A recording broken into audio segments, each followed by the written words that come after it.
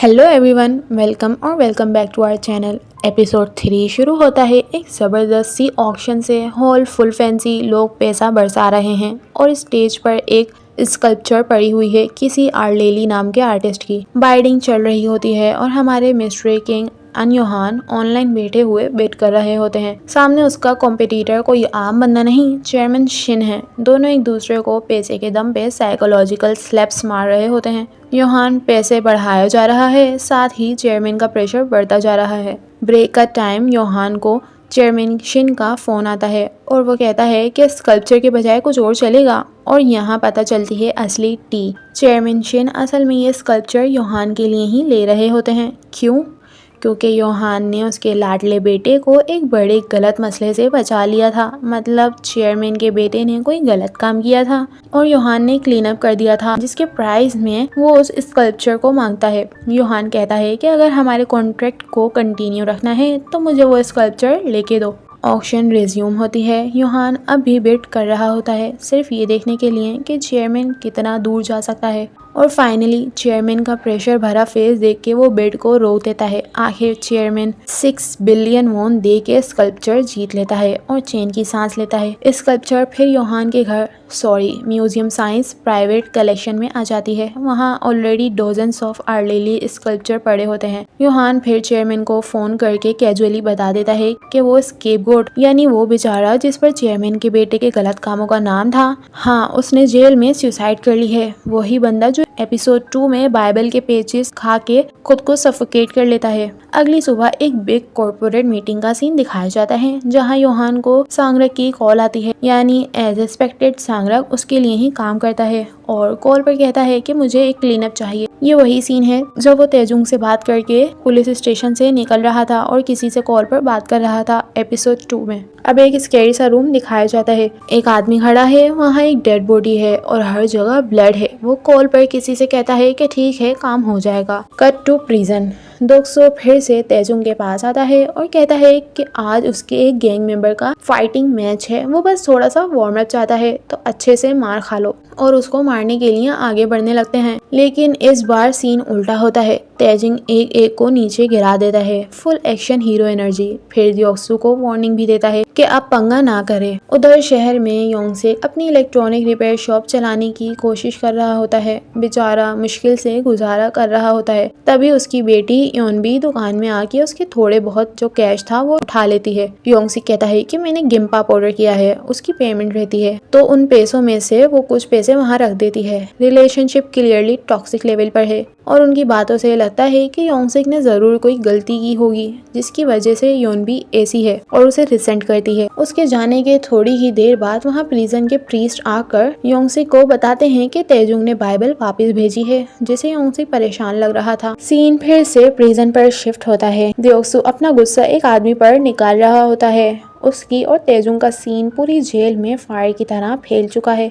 और द्योक्सु दो आदमियों को वही सब बातें करते हुए और द्योक्सु का मजाक उड़ाते हुए सुन लेता है और उसको बहुत मारता है। सारा गुस्सा निकाल देता है तेजुंग का। सीन में एक नया कैरेक्टर एंट्री लेता है, गांगजे। दोनों बुलीज एक दूसरे को देखकर ऐसे मिलते हैं जैसे पहले से जानते हों और मोस्ट प्रोबेबली एक दूसरे के दुश्मन होंगे। फिर वार्डन द्योक्सु को मिलने बुला लेता है। पहले तो पूछता है कि मैंने तुम्हें ये बॉक्सिंग रिंग अबेंडन करने के लिए नहीं बनवाई, जिस पर द्योक्सु कहता है कि इनमेट्स को ट्रेनिंग में टाइम लगता है। वार्डन मजाक में कहता है कि उसी के दौरान तुमने एक इनमेट से मार खाई है ना, उस तक भी ये बात पहुंच चुकी है। एनीवेज, अब वो अपने रियल पॉइंट पर आता है। कहता है थोड़े हल्के हो जाओ और अपने कामों को रोक दो थोड़े दिनों के लिए, क्योंकि हमारे ऊपर इंक्वायरी चल रही है सुसाइड की वजह से। और उसे कंपेंसेशन के तौर पर न्यू इनमेट्स की लिस्ट देता है, जिसमें से 2 उसको गिफ्ट करता है सेलमेट्स के तौर पर। कहता है कि वो लोग फाइनेंस की दुनिया में रह चुके हैं, तो उनके पास काफ़ी पैसा होगा और उसके आगे का काम तो तुम जानते हो, मतलब उनसे पैसे निकलवाना। अब द्योक्सु बाद में अपने बंदे जियोंग को ऑर्डर देता है तेजुंग को फिर अटैक करो, क्योंकि उसे वार्डन ने करने से मना किया है, लेकिन जियोंग तो मार सकता है। इधर योंगसिक जेल आकर तेजुंग से पूछता है क्या चल रहा है। फादर आए थे मेरे पास बाइबल रिटर्न करने, मुझे टेंशन हो रही थी तुम्हारी, सब ठीक है ना।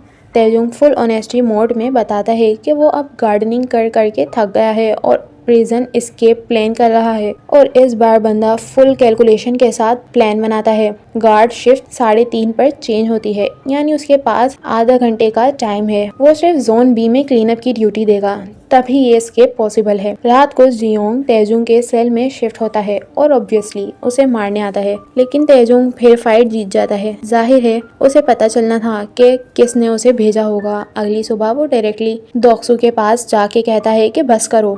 द्योक्सू बीइंग द्योक्सू मना करता है। अब तेजुंग उसे गुस्सा दिलाने के लिए कहता है कि तुम ही थे ना जिसने अपनी सिस्टर को हैरेस करके मर्डर किया था, जो कि सच है। और द्योक्सू को सुनकर गुस्सा आता है और फाइट स्टार्ट कर देता है। वो उसे बहुत मारता है, लेकिन तेजुंग कुछ नहीं करता। गार्ड्स आते हैं, द्योक्सू को टेजर करते हैं और उसको सोलिटरी भेज देते हैं। और यही तो तेजुंग की प्लान का पार्ट था। अगर वो बाहर रहता तो वो अपने प्लान को अच्छे से एग्जीक्यूट ही नहीं कर पाता। एनीवेज, तेजुंग से एक आदमी काफी इम्प्रेस नजर आ रहा था, वही न्यू इनमेट गांगजे। फिर ऑफिसर यांग, वही काइंड ऑफिसर, तेजुंग को ग्रीन स्पॉन्ज देते हैं। वो तेजुंग ने ही उनसे मंगवाया है, ये कहकर कि वो चर्च को डेकोरेट करेगा। तेजुंग वो स्पॉन्ज का एक हिस्सा एक फ्लावर पॉट में छुपा देता है और फिर उसे स्टोरेज क्लोजेट में रख देता है। अब जोन बी का एक्सेस चाहिए उसे, तो वो एक इनमेट पर अटैक करता है जो जोन बी में क्लीन अप ड्यूटी देता था। और अब जब वो नहीं है तो उसकी जगह वो उसकी ड्यूटी के लिए मान जाता है। अब उसे जोन बी के की मिल गए हैं। स्पॉन्ज से मोल्ड बनाता है, उसमें ग्लू फिल करता है, गार्डन में छुपा देता है। बंदा लिटरली होममेड कीज बना रहा होता है। इधर योहान का बंदा, जिसे थोड़ी देर पहले दिखाया गया था,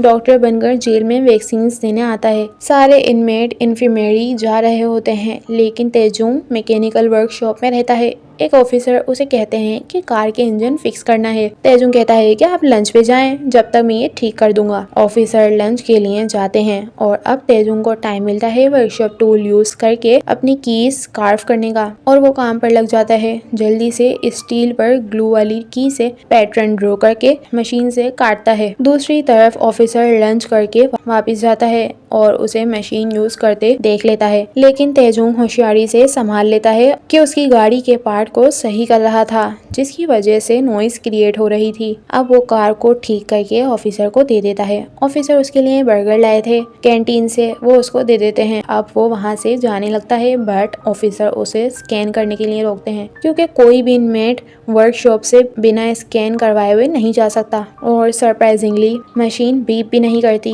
क्योंकि उसने कीज को बर्गर वाले बैग में डाल दिया था। अब सेल वापस जाते हुए उसे गांगजे और उसके गुंडे घेर लेते हैं। गांगजे पेशकश करता है कि टीम अप कर लो, द्योक्सू को मिलकर मारेंगे। तेजुंग मना करता है, जिस पर गांगजे कहता है कि थोड़ा सोच लो, अगर हमारी टीम में नहीं मतलब हमारे दुश्मन हो। सेल में एक ऑफिसर ऑलरेडी वेटिंग कर रहा था। तेजुंग का कहता है कि एक बड़ा फाइट ऑर्गेनाइज्ड है, मैंने तुम पे बहुत पैसा लगाया है, फिट रहना, इसलिए वैक्सीन लेने के लिए किसी और को भेज दिया है तुम्हारी जगह। अगली सुबह ऑफिसर तेजुंग को मैच के लिए ले जाते हैं, प्रिजनर का WWE शो वार्डन के लिए, लेकिन 3 बज चुके हैं, एस्केप का टाइम होने वाला था। तेजुंग एक बंदा पकड़ के जल्दी बीट करता है और निकल जाता है। गांगजे पेस्ट लग रहा था, बट हु केयर्स। फिर लास्ट ट्विस्ट, ऑफिसर यांग नोटिस कर लेते हैं कि तेजुंग ने वैक्सीन नहीं ली। वो डॉक्टर को तेजुंग के अब सेल में ही ले आते हैं। डॉक्टर उसे पिंक लिक्विड इंजेक्ट करते हैं, जो बिल्कुल अलग होता है बाकी सब इनमेट से। और इसी वक्त तेजुंग का एस्केप टाइमर टिक टिक कर रहा होता है। और यहाँ एपिसोड 3 एंड हो जाता है।